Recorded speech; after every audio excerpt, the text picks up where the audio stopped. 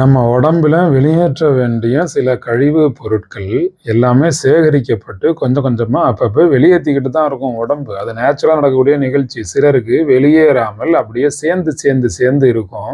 தீங்கு விளைவிக்கக்கூடிய நச்சு பொருட்கள் எல்லாம் ஒரு இடத்தில் சேருவதால் மிகப்பெரிய துன்பம் வருகிறது. கழிவுகளின் நீக்கம்தான் எல்லாருக்குமே நோயாக வருது.